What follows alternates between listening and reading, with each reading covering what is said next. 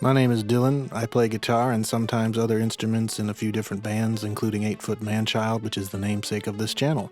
I like to use my meager skills to tinker with guitars and put together my own projects, so if that's something that interests you, keep watching and I hope you find it inspiring.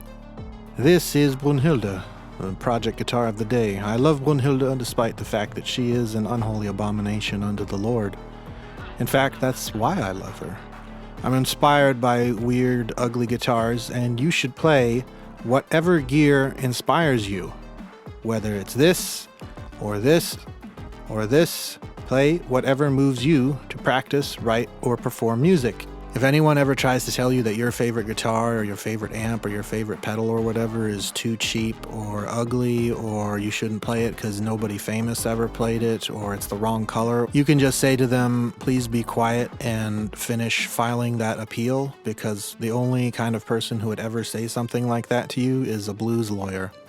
And if you don't know what a blues lawyer is, don't worry about it. You're good. Brünnhilde is one of my oldest projects, and today she's getting a bit of a makeover. First of all, I'm going to wax this Gibson humbucker because it's sounding microphonic and 8-Foot Manchild generally plays with distortion. While I'm at it, I've also got this bare knuckle nail bomb that could use a waxing. I'm melting some paraffin wax in a crock pot, and I'm going to give these bad boys a nice hot wax bath. Of course, when they came out, I put them face down on the paper towel because, I love peeling hardened wax and bits of paper off my pickups.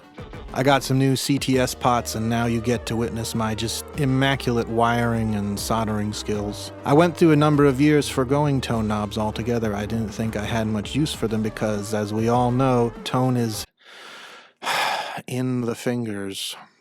But I've come around on them. Plus, I've got these rad orange knobs, so now I can have one more of those to show off. This SG body I got off Reverb came with everything pre-drilled, and I didn't need all those holes, so I tried to fill them with wood filler, which as you can see failed. It kind of just made these two inverse git nipples. So I'm going to make this an easy fix and just cover them up with Topo Chico bottle caps. This will also drastically affect the tone, of course, making my guitar sound really crisp and cool and bubbly. While I'm waiting for the glue gun to warm up, we gotta do something about this hole where the DiMarzio Super Distortion used to be. I almost never used it, which is why I decided to go with just the one pickup, and now there's this hole here. And well, luckily, another band of mine, this one, which you should check out if you like street brass music inspired by Balkan, klezmer, metal, and funk and stuff, recently played at MagFest, and while I was there, this dude gave me a sticker and said, here, you can put this on anything and make it cyber, so there we go, now I've got a cyber guitar. If you've never had Topo Chico before, give it a sip. You'll realize why folks from Texas swear by it. It's time to put the strings on.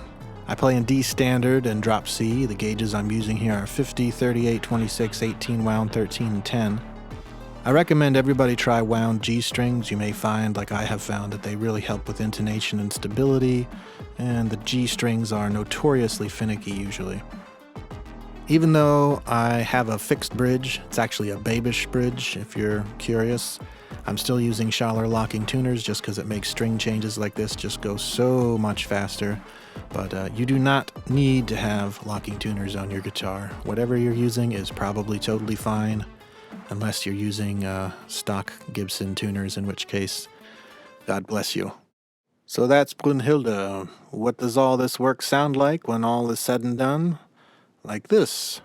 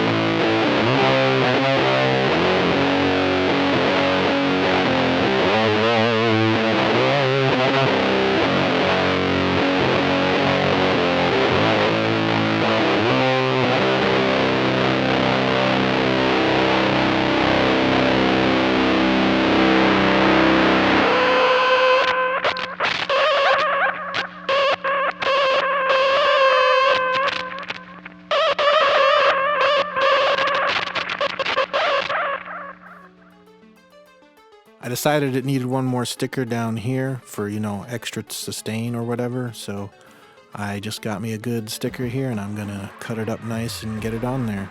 We'll see how it changes the sound. Okay, now let's see what difference in tone that sticker makes. I think you'll agree it's noticeable.